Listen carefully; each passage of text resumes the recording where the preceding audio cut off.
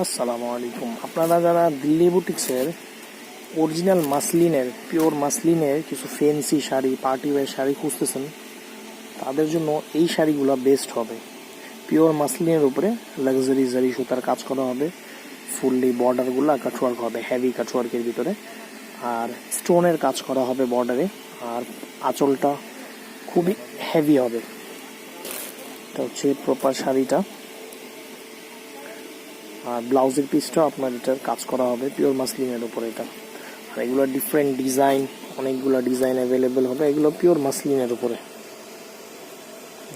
একদম সফট মাসলিনের উপরে, অনেকগুলা কালার, অনেকগুলা ডিজাইন, ভ্যারাইটি কালার হবে এগুলো।